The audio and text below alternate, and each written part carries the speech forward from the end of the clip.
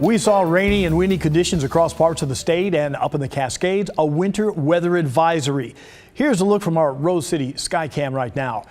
Thanks for joining us on this special edition of KGW News. I'm Art Edwards. Celine Stevens is tracking the latest system, the one that is set to come in on Sunday night. Celine? Art, right, yeah, tomorrow we're going to be seeing a lot more heavier rain. Today was really nothing, and right now it's looking pretty nice out there. It's 47 degrees at the moment, a little cloudy. Those winds that we saw earlier, not too bad right now, sitting at, looks like 10-mile-per-hour winds at the moment. And take a look at our satellite and radar over the last few hours. We had more moisture in the morning, and then throughout the day, it's really just been scattered showers in most part of the state, and especially here in the metro area as well. We haven't seen that much rainfall really at all over the course of Saturday. But taking a look at those watches and warnings, we're still holding on to that winter weather advisory for the Cascades until tomorrow morning. They could be seeing up to a foot of snow overnight and even more snow as we get into Sunday night. Also, aside from this, so watch out if you're traveling in that region as well, of course. And then along the coast, there's a high surf advisory. We're looking at big waves as well as just dangerous surf. So if you are headed to the coast or if you've been there throughout the day, you would have seen those big waves. Again, this one though expires tonight, so shouldn't be too much of an issue going into tomorrow, but tomorrow is when we start to see more of that rain. So in the morning we're holding on to the light rain, may continue to see some thunderstorms along the coast. By noon though, we're looking really nice here in the metro area, partially sunny skies at times. We may see some of those sun breaks, but then we get to the evening and that's when the heavier rain rolls in, and that's going to stick around at least for around a day or so. But we'll talk about all that a little bit later. Art? Thanks, Celine. Well, check out this photo from Lincoln City after king tides flooded the Cutler City neighborhood earlier this afternoon. The city's water department confirmed that there wasn't a water main break. The police department said that a similar high tide is expected tomorrow. Residents in North Portland's Elliott neighborhood voiced their concerns at City Council on Wednesday about ongoing safety concerns in Dawson Park. Now, this as the council approved a resolution to show their support for ongoing improvements at the historic park. John Adams has been following the story and has more on residents' main concerns. Well, they point to the ongoing issue of gun violence and open drug dealing in the park. Despite having a playground on the 2-acre site, many don't feel safe enough to use that or other park amenities. Dawson Park is a fixture of this community, and sadly one that myself and many of my neighbors are not able to enjoy because of the murders, gunshots, open drug use and dealing, and prostitution that occur in the park. On Wednesday, residents that live near Dawson Park in North Portland addressed City Council about what it's like to live in the neighborhood.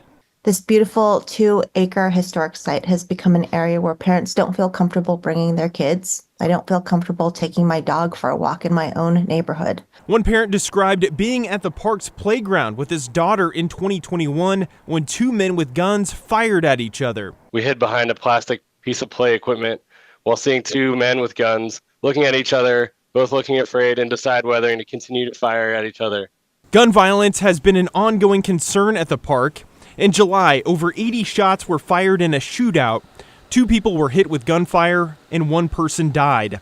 The city of Portland says it has made safety at Dawson Park and the surrounding areas a priority. Our city teams have been working diligently to reduce gun violence, to address livability issues, and support our local community in the Dawson Park area. The city has recently installed extra lighting fixtures and power wash sidewalks around the park and hope to improve lighting in the gazebo and add picnic tables. Police have also increased walking patrols. Neighbors acknowledge things seem to be moving in the right direction. In the last year, we have noticed hearing less gunshots, which is one positive sign of progress. Council also passed a resolution at the meeting to formally express that this work will continue as the city government transitions to a new structure in 2025. Things are getting better, so please don't take your eye off of this. In Portland, John Adams, KGW News. We have an update now to a death investigation in Washington County. Sheriff's deputies arrested the partner of 64-year-old Mary McDowell. She was found dead on Eddy Road, west of Sherwood, early Friday morning. Authorities arrested 38-year-old Jose Morfin for second-degree assault, unlawful use of a weapon, and a felon in possession of a firearm. They say more charges may be coming. The sheriff's office is also asking the public for any information that might be related to this case. Also in Washington County, deputies arrested a Portland man following an investigation into multiple indecent exposure cases. The sheriff's office believes that this man, 36-year-old Derek Bone, is linked to 10 incidents between October and December, mostly happening in the Cooper Mountain area of Aloha. In nearly every incident, Bone, a newspaper delivery man, would allegedly confront women directly to expose himself. The sheriff's office believes that there may be more victims, and they are urging people to reach out if they have more information. The number to call is 503-846-2700. It was a busy morning of DUI calls for Vancouver police. Officers were investigating a DUI crash early this morning when they say that a drunk driver hit their patrol car. No one was hurt. Then, around 5 o'clock this morning, officers were called to another crash where a drunk driver ran into a concrete wall. The driver and the passenger were hospitalized, and they are expected to make a full recovery. Vancouver police and other law enforcement are warning drivers that impaired driving does increase during the holiday season. We are now getting a better idea of what happened in the moments before a Vancouver police officer shot and killed a man in a Safeway parking lot. A warning here, the newly released body cam video may be hard to watch for some people. Now, you won't see the man getting shot, but you will hear the gunshots. Alma McCarty looks at the case, which is the first to be handled by a new independent state office. What's going on, boss? Oh, my hunch. The December 4th confrontation began before 11 p.m. after two Vancouver police officers noticed a pickup backed into the Safeway loading dock. Is this your pickup? Why?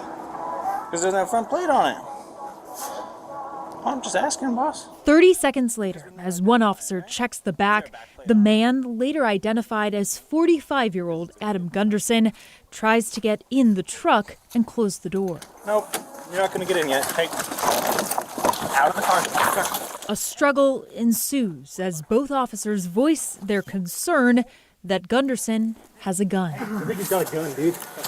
You're gonna get shot. You don't have a gun, I'm bleeding. Dude, man. give us your hands. Oh give us your God. hands, bro. Seriously. Oh. Video shows Gunderson pinned down. Vancouver police say in the midst of the fight, Gunderson did show a gun, prompting one officer to fire several rounds. He's got it out. He's got it out. Watch out. Clear, clear, clear.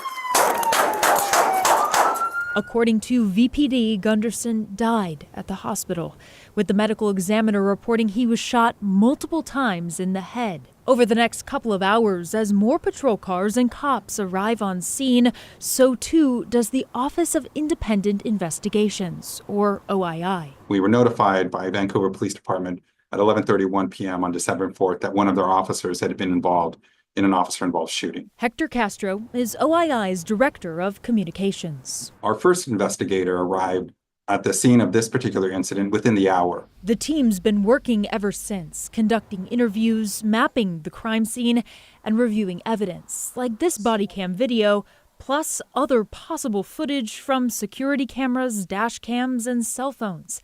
More than 50 videos in total. By bringing in a state agency that has no affiliation with any of the local law enforcement agencies, I think the goal here is to ensure that this is an unbiased investigation in every sense of the word.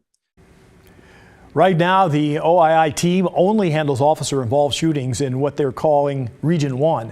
That's the area in yellow that we're going to show you that goes from southwest Washington up the coast, but their intention is to expand statewide. Per state law, investigations must be completed within 120 days. Portland police have a warning for people who drive Honda CR-Vs. Thieves are now stealing the sensors that are on the front of these SUVs. One of those thieves was caught on camera in the Montevilla neighborhood. They walk up to the car that is parked in front of a home and quickly grab the sensor. Police are still looking for that person. The sensor on the hood of a CR-V runs the adaptive cruise control system. While it is small, it could cost over $2,000 to replace. Now, in one case this week, within 10 minutes, sensors were taken from 17 cars at a dealership lot in southeast Portland. It's important. Park in the garage if you can do so. Park in a well-lit area if you can do so.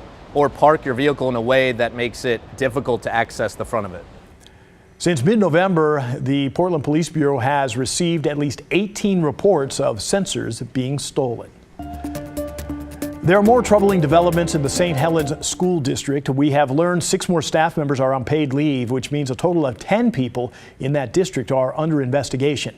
This as the district has hired a new help to handle the ongoing sex abuse scandal rocking the small Oregon town. The district hired J. Marie and Associates after the district's previous crisis communications expert resigned this week. It was revealed that he was convicted of felony embezzlement charges in July. All of them need to be allowed to be completed because it's critical ultimately for the community to have confidence in what is learned. The investigations need to be impartial, they need to be thorough, and they need to be allowed to run their course. The district will hold another media briefing next Friday, as well as 2 listening sessions next week with parents. The internal investigation will be completed within 60 days. Developing at Portland State University, 17 faculty members received layoff notices yesterday. PSU said it is the first round of nearly 100 notices that will go out. In an email to KGW, the university said this first round consists of non-tenure track faculty members. Their positions will end following this academic year in mid-June.